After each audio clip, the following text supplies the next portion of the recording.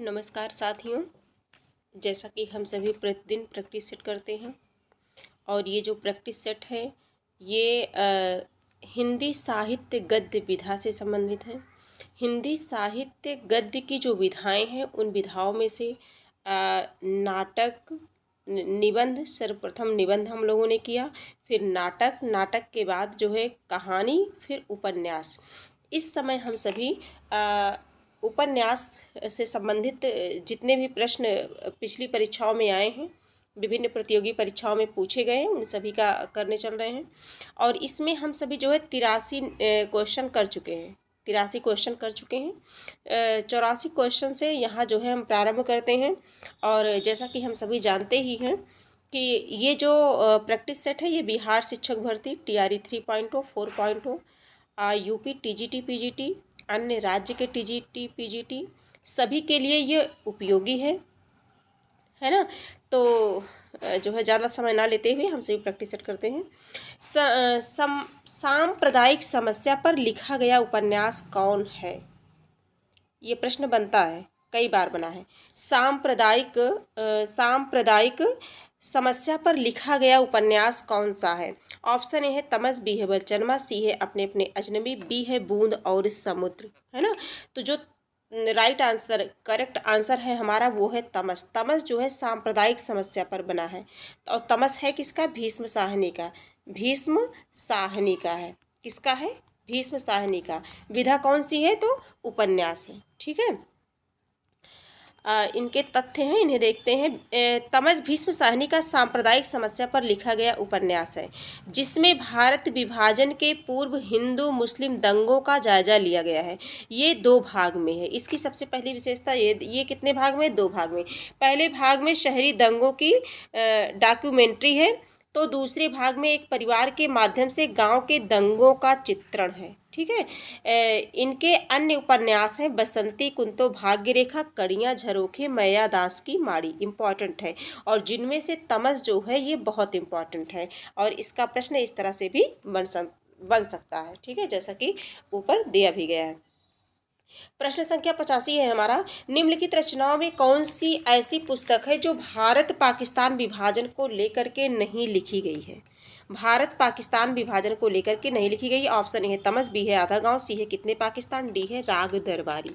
तो ऐसा कौन सा है? तो राग दरबारी। ये श्री शुक्ल का है, श्रीलाल शुक्ल का है राग दरबारी। और राइट आंसर हमारा ये हो जाएगा। बाकी तमस, कितने पाकिस्तान, आधा गांव ये सभी लिखी गई हैं और ये नहीं लिखी गई। राइट आंसर डी, राग दरबारी। अगला प्रश्न है हमारा, पढ़ लेते हैं। पढ़ने से थोड़ा सा समझ विकसित होती है और इसके साथ ही साथ अगर इनसे जो है कभी कभी प्रश्न बनने की उम्मीद भी होती है कि हाँ प्रश्न बनते भी हैं इनसे। भारत पाकिस्तान विभाजन को लेकर के राग दरबारी पुस्तक नहीं लिखी गई है। यह प्रसिद्ध व्यंग्य उपन्यासकार श्रीलाल शुक्ल कैसे हैं? ये व्यंग्य उपन्यासकार हैं। ठीक है। भीष्म साहनी द्वारा रचित तमस, राही मासूम रजा द्वारा आधा गाँव जो है तथा कमलेश्वर द्वारा रचित कितने पाकिस्तान उपन्यास भारत पाकिस्तान विभाजन को लेकर के लिखा गया उपन्यास है। ठीक है। आगे देखते हैं, अगला प्रश्न देखते हैं।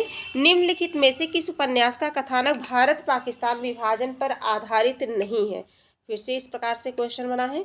ऑप्शन ए है झूठा सच, बी है तमस, सी है आधा गांव, डी है कर्मभूमि। प्रश्न को फिर से पढ़ते हैं। निम्नलिखित में से किस उपन्यास का कथानक भारत पाकिस्तान विभाजन पर नहीं है पूछा गया है। 86 नंबर का जो प्रश्न है तो क्या है? कर्मभूमि। राइट आंसर हमारा डी है, कर्मभूमि। ठीक है। कर्मभूमि जो है 1932 में प्रेमचंद्र द्वारा लिखा गया है। प्रेमचंद्र का ये उपन्यास है। भारत पाकिस्तान विभाजन पर नहीं है बल्कि इसमें नगरीय और ग्रामीण दोनों जीवन धाराओं पर आधारित यथार्थवादी, जैसा जानते हैं कि प्रेमचंद्र क्या है? यथार्थवादी हैं। यथार्थवादी राजनीतिक चित्रण किया गया है। शेष सभी उपन्यास भारत पाकिस्तान विभाजन पर आधारित हैं। ठीक है, तो राइट आंसर हमारा डी हो जाएगा। प्रश्न संख्या 87 है। पाप और पुण्य के चिरंतन नैतिक प्रश्न को किस उपन्यास में प्रस्तुत किया गया है? ऑप्शन ए सामर्थ्य और सीमा, बी है चित्रलेखा, सी है भूले बिसरे चित्र, डी है आखिरी दांव। तो 87 नंबर का जो प्रश्न है हमारा ये है जो है चित्रलेखा। क्या है? चित्रलेखा। चित्रलेखा हमारा राइट करेक्ट आंसर हमारा बी हो जाएगा। पाप और पुण्य के चिरंतन नैतिक प्रश्न को किस उपन्यास में किया गया है? तो चित्रलेखा में किया गया है। ठीक है, आगे देखते हैं। प्रश्न संख्या 87 है, इनसे कुछ तथ्य हैं। तथ्य हैं, इनसे कुछ ये भी देख लेते हैं।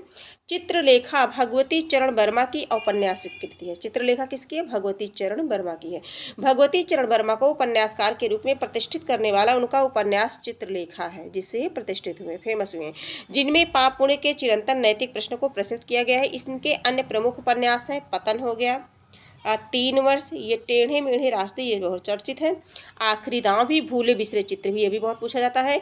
रेखा सीधी सच्ची बातें और सब ही नचावत राम गोसाई, ये भी बहुत इंपॉर्टेंट है। ठीक है, किसके बारे में हम चर्चा कर रहे हैं? भगवती चरण वर्मा के बारे में। चित्रलेखा किसका है? भगवती चरण वर्मा का है। अगर इनके और उपन्यास जानना चाहें तो, इनकी और रचना जानना चाहें तो पतन है, 3 वर्ष है, टेढ़े मेढ़े रास्ते हैं, आखिरी दांव है, भूले बिसरे चित्र है, रेखा है, सीधी सच्ची बातें हैं तथा सब ही नचावत राम गोसाई, ये सभी भगवती चरण वर्मा के हैं। प्रश्न संख्या 88 है हमारा, चित्रलेखा किसकी औपन्यासिक कृति है? ऑप्शन है भगवती चरण वर्मा, बी है भगवती प्रसाद वाजपेयी, सी है उदय शंकर भट्ट, डी है विष्णु प्रभाकर। तो जो 88 नंबर का प्रश्न है ये हमारा है भगवती चरण वर्मा, अभी ऊपर हम लोगों ने देखा है ना, भगवती चरण वर्मा। राइट आंसर ए हो जाएगा। बावन दास इनमें से किस उपन्यास का पात्र है? ऑप्शन ए है गोदान, बी है प्रतिपर कथा, सी है बलचनमा, डी है मैला आंचल। जो 89 नंबर का प्रश्न है ये है मैला आंचल।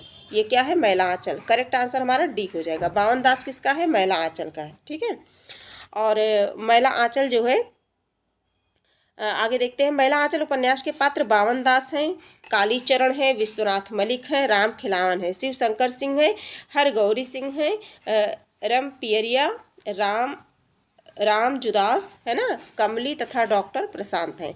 प्रति परिकथा के पात्र जितेंद्र हैं तथा इरावती हैं। होरी, गोबर, माता दीन, दाता दीन, अलगू और मगरू, धनिया, सिलिया, झुनिया आदि, ये सब किसके पात्र हैं? गोदान के पात्र हैं। धनिया, सिलिया, मगरू, अलगू है ना, गोबर, माता दीन, दाता दीन, होरी, झुनिया, ये सभी गोदान के पात्र हैं। ठीक है, मैला आंचल है किसका? रेणु का है। आगे देखते हैं। प्रश्न संख्या 90 है, डॉक्टर प्रशांत फणीश्वरनाथ रेणु की किस रचना का पात्र है? ऑप्शन है प्रतिपर कथा, बी है कितरे चौराहे, सी है दीर्घतपा, डी है मैला आंचल। तो आंसर तो सभी को पता हो चल गया होगा कि कौन सा है। तो राइट आंसर हमारा क्या हो जाएगा? डी हो जाएगा, मैला आंचल। डॉक्टर प्रशांत किसके हैं? मैला आंचल के हैं। और जैसा कि अभी महत्वपूर्ण तथ्यों में हम लोगों ने देखा भी। ठीक है, 91 नंबर का प्रश्न है, गोबर प्रेमचंद्र के किस उपन्यास का पात्र है? ऑप्शन ए है प्रेमाश्रम, बी है गबन, सी है गोदान, डी है निर्मला। 91 नंबर का जो प्रश्न है वो है गोदान। किसका पात्र है गोबर? गोदान का पात्र है। करेक्ट आंसर हमारा सी हो जाएगा। आगे देखते हैं, प्रश्न संख्या 92 देखते हैं। वर्ग वैषम्य एवं वर्ग चेतना प्रेमचंद्र के किस उपन्यास का मूल आधार है? पूछा गया है। किस के बारे में पूछा गया है? प्रेमचंद्र के उपन्यास का मूल आधार है क्या? वर्ग वैषम्य। ऑप्शन ए है गबन, बी है गोदान, सी है निर्मला, डी है प्रेमाश्रम। डी है क्या है? प्रेमाश्रम है। तो जो 92 नंबर का प्रश्न है हमारा, इसका जो करेक्ट हो जाएगा प्रेमाश्रम। राइट आंसर डी हो जाएगा। ठीक है, 93 का प्रश्न देखते हैं, इनसे संबंधित तथ्यों को पढ़ते हैं। प्रेमचंद्र प्रेमाश्रय उपन्यास के प्रेम के माध्यम से हृदय परिवर्तन द्वारा समाज की आर्थिक विषमताओं को हटाकर राम राज्य स्थापित करना चाहते हैं। प्रेमाश्रय में, ठीक है, प्रेम के माध्यम से राम राज्य स्थापित करना चाहते हैं। कौन? प्रेमचंद्र, क्योंकि प्रेमाश्रम प्रेमचंद्र की ही रचना है। यह उपन्यास वर्ग वैषम्य एवं वर्ग चेतना पर आधारित है। प्रेमाश्रम के किसान जमींदारों की बेगारी, धौंस तथा अत्याचार के विरुद्ध तनकर खड़े हैं। प्रेमचंद के प्रेमाश्रम उपन्यास पर किसका प्रभाव है? ये प्रश्न यहाँ से कई बार बन चुका है। गांधीवाद का प्रभाव है। किसका प्रभाव है? गांधीवाद का। वस्तुतः यह हिंदी का पहला राजनीतिक उपन्यास भी है। प्रेमाश्रम प्रेमचंद्र के गोशे आफियत का हिंदी अनुवाद है। प्रेमचंद्र बहुत इंपॉर्टेंट हैं अपने आप में। इनकी जितनी भी रचनाएं, जितनी कहानियाँ हैं, जितने उपन्यास हैं, तो इन्हें अलग से पढ़ लेना हम सभी के लिए बहुत ही ज़रूरी है। प्रेमचंद्र का कौन सा उपन्यास गांधीवाद से प्रभावित है? फिर से उसी क्वेश्चन को कर लिया गया। तो कौन सा है वो? प्रेमाश्रम कौन सा है? फिर से देखते हैं, प्रेमचंद्र का कौन सा उपन्यास गांधीवाद से प्रभावित है? ऑप्शन ए है गोदान, बी है कर्मभूमि, सी है रंगभूमि, डी है सेवा सदन। डी क्या है? सेवा सदन। 93 नंबर का जो प्रश्न है इसका रंगभूमि। इनके तथ्यों को थोड़ा देखते हैं। रंगभूमि ये थोड़ा सा बड़ा है। लेकिन हम सभी इसे पढ़ना चाहेंगे। थोड़ा सा पढ़ने से मुझे विवादित लग रहा है ये। प्रेमचंद्र के उपन्यास रंगभूमि के गांधीवादी नायक सूरदास का व्यक्तित्व अनेक दृष्टियों से महत्वपूर्ण है। देखिए ध्यान से, प्रेमचंद्र के उपन्यास रंगभूमि के गांधीवादी नायक सूरदास का व्यक्तित्व अनेक दृष्टियों से महत्व है। सूरदास किसका पात्र है? ये प्रश्न यहाँ से एक बनता है कि सूरदास किसका पात्र है। तो सूरदास किसका पात्र है, किस नाटक का पात्र है? तो रंगभूमि। किस उपन्यास का? तो रंगभूमि। ठीक है, आगे देखेंगे। सूरदास का साधन शुद्धि का आग्रह, मशीनीकरण का विरोध, पूंजीवादी संस्कृत की उपेक्षा, प्राचीन काल से चली आई सामंतवादी संस्कृत के प्रति आकर्षण आदि विचार गांधीवाद का प्रभाव सूचित करते हैं। कर्मभूमि में गांधी के व्यवहारिक कार्यक्रमों का गांव में प्रचार दिखाया गया है। सूत कताई, बुनाई, हरिजनोद्धार और शराबबंदी, मुर्दा जानवरों का मांस भक्षण न करना, विभिन्न जातियों में रोटी व्यवहार, मस्जिद प्रवेश का आंदोलन इत्यादि। इसको पढ़ते समय गांधी युग का वातावरण साकार होता जान पड़ता है। गोदान में आकर के प्रेमचंद्र समाजवाद की ओर कदम बढ़ाते दिखाई पड़ते हैं, लेकिन गांधीवाद तत्व प्रेमचंद्र के व्यक्तित्व से बिल्कुल विलुप्त नहीं होता है। ठीक है, अतः स्पष्ट है कि प्रेमचंद्र का उपन्यास रंगभूमि गांधीवाद से प्रभावित है। उत्तर प्रदेश माध्यमिक शिक्षा सेवा चयन बोर्ड ने अपनी प्रारंभिक उत्तर कुंजी में इस प्रश्न का उत्तर विकल्प सी माना था। क्या माना था? सी। और सी हमारा क्या है? रंगभूमि। किंतु संशोधित उत्तर कुंजी में इस प्रश्न का उत्तर विकल्प बी बताया। बी क्या है? कर्मभूमि है। जबकि मुरली मनोहर प्रसाद सिंह तथा रेखा अवस्थी द्वारा संपादित पुस्तक प्रेमचंद्र विगत महत्ता और वर्तमान अर्थवत्ता में हिंदी उपन्यास परंपरा नंद दुलारी वाजपेयी द्वारा जो संपादित है, अध्याय के अंतर्गत पृष्ठ 192 से 194 तक संस्करण 2008 यह उद्धृत है कि प्रेमचंद्र के उपन्यास रंगभूमि में हिंदू, मुसलमान, ईसाई, नागरिक, ग्रामीण के साथ विभिन्न वर्गों और स्थितियों की योजना एवं गांव तथा नगरों के परिवारों का वर्णन किया गया है ना। ये जो पुस्तक बताई गई है इसमें इस पृष्ठ पर ऐसा वर्णित है। आगे देखते हैं। इसके लिखे जाने के समय गांधी जी का सत्याग्रह आंदोलन पराकाष्ठा पर था। गांधी जी के सामाजिक, राजनीतिक तथा आदर्शमूलक विचारों से यह उपन्यास प्रभावित है।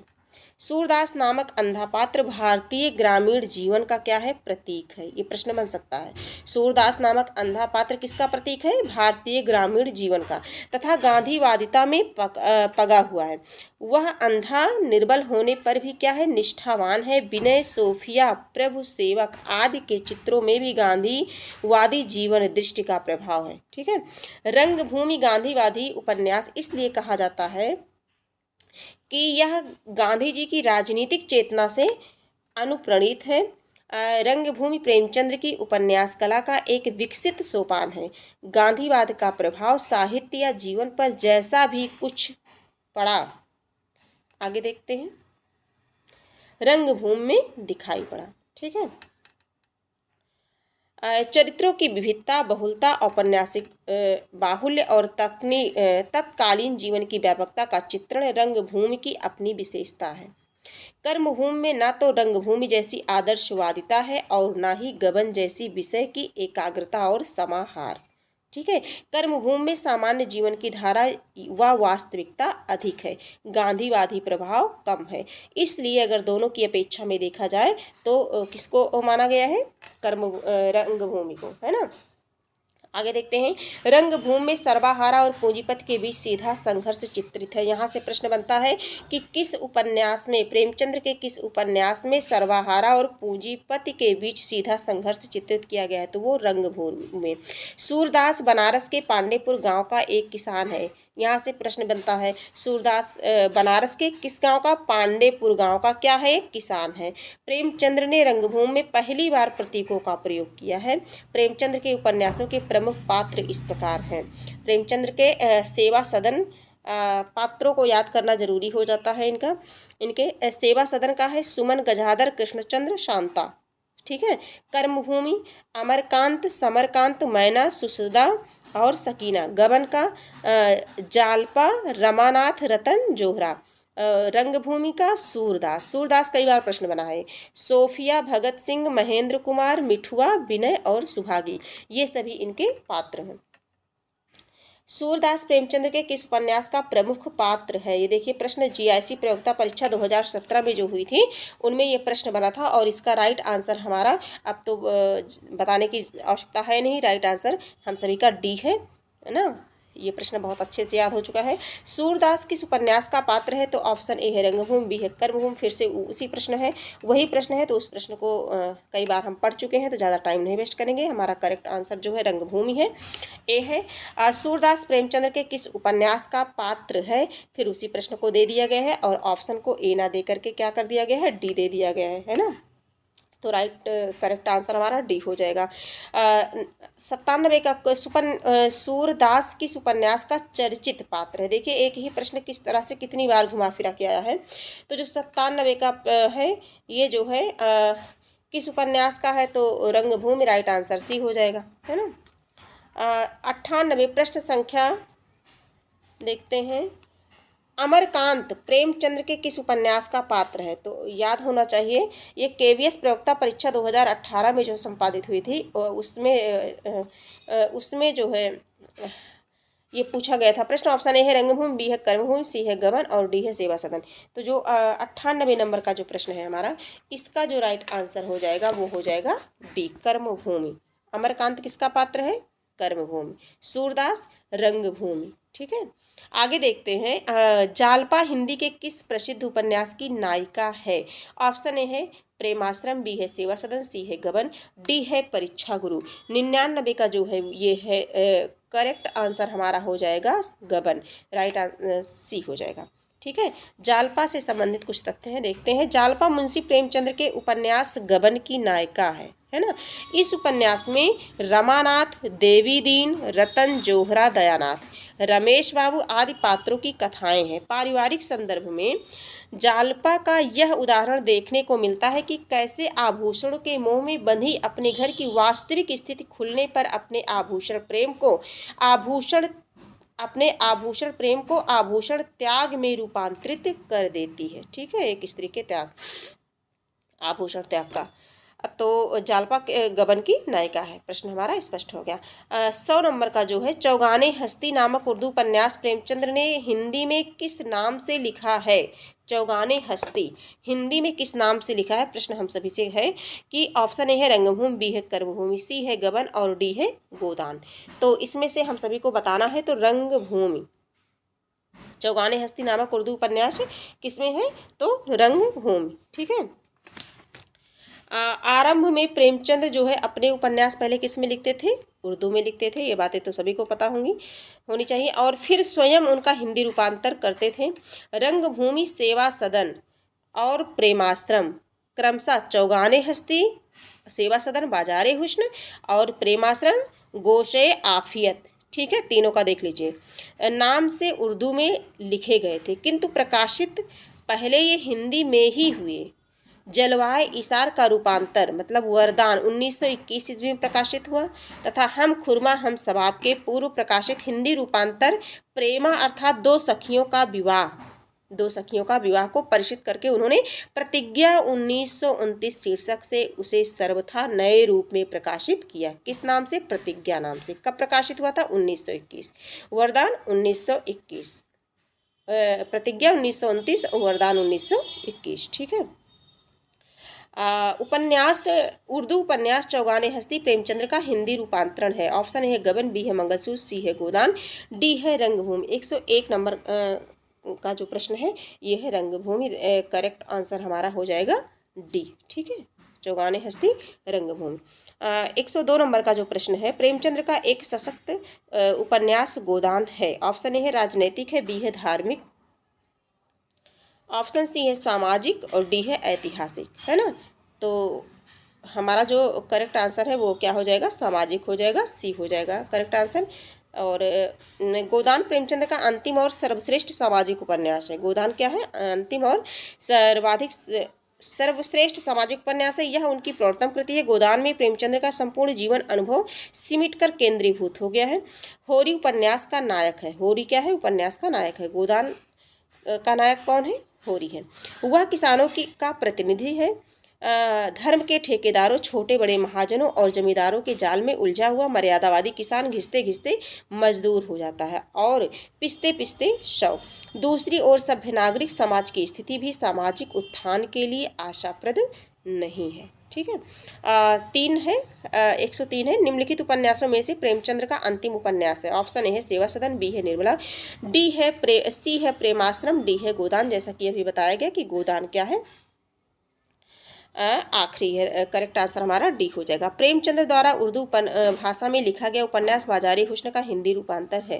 प्रेमचंद्र द्वारा उर्दू भाषा में लिखा गया उपन्यास बाजारे हुस्न का ऑप्शन है कायाकल्प, बी है सेवा सदन, सी है गबन, डी है रंगभूमि। ये तो सभी हैं, लेकिन बाजारे हुस्न का क्या है? 104 नंबर का जो प्रश्न है ये है सेवा सदन। क्या है? सेवा सदन। अभी ऊपर हम लोगों ने देखा था सेवा सदन। करेक्ट आंसर बी हो जाएगा हमारा। प्रेमचंद द्वारा लिखा गया सेवा सदन 1918 पहला हिंदी उपन्यास है, जिसे स्वयं प्रेमचंद ने हिंदी का बेहतरीन नावल कहा है। पूछा जा सकता है कि प्रेमचंद ने स्वयं किसे हिंदी का नावल कहा है, अपने किस उपन्यास को? तो सेवा सदन 1918 को। यह उनके उर्दू उपन्यास बाजारे हुस्न 1914 का हिंदी रूपांतर है। ठीक है। यह भारतेंद्र युग से चली आ रही वैवाहिक समस्याओं जैसे दहेज प्रथा, अनमेल विवाह, वेश्यावृत्ति आदि का प्रथम रचनात्मक रूपायन है। वस्तुतः यह आर्य समाज की सुधारवादी संरचना के समानांतर साहित्यिक रचना थी। चूंकि यह उपन्यास बाजारे हुस्न उर्दू का हिंदी रूपांतर है, उर्दू का हिंदी रूपांतर है। पहले उर्दू में था, उसके बाद में हिंदी में किया गया। इसीलिए स्पष्ट है कि इसकी समस्या भी वैश्य जीवन ही है। ठीक है। 105 नंबर का प्रश्न देखते हैं और आज का जो है ये आखिरी प्रश्न भी होगा आज की क्लास का। गोदान उपन्यास है। ऑप्शन है यथार्थवादी, बी है आदर्शोन्मुख यथार्थवादी, सी है आदर्शवादी, डी है यथार्थोन्मुख आदर्शवादी। ठीक है। तो 105 नंबर का जो प्रश्न है हमारा वो हो जाएगा यथार्थोन्मुख आदर्शवादी। ये करेक्ट आंसर हमारा जो है डी हो जाएगा। ठीक है।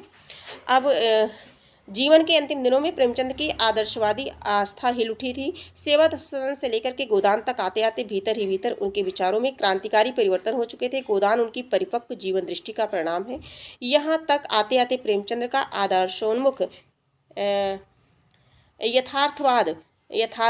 यथार्थोन्मुख आदर्शवाद बन गया था। तो इस प्रकार से हम लोगों ने 83 से लेकर के 105 प्रश्नों तक हम लोगों ने प्रैक्टिस की। और आज की क्लास ये बहुत ही इंपॉर्टेंट रही, क्योंकि प्रेमचंद्र अपना महत्वपूर्ण स्थान रखते हैं हिंदी साहित्य में। और इनसे संबंधित जितने उपन्यास हैं, जितने जो है इनकी जितनी भी रचनाएं हैं, वो चाहे जिस विधा की हों, ये सभी याद करना, इनकी कहानियाँ भी जितनी हैं सभी याद करना, और उनके जो मेन इम्पॉर्टेंट पात्र हैं उनको पढ़ना हम सभी के लिए बहुत ही आवश्यक हो जाता है। तो आज की क्लास यहीं तक है, और इसके बाद फिर मिलेंगे, एक नए प्रश्नों के साथ मिलेंगे, नई क्लास के साथ मिलेंगे।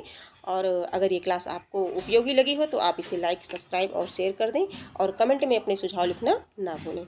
आज की क्लास यहीं तक है, फिर मिलेंगे, तब तक के लिए धन्यवाद।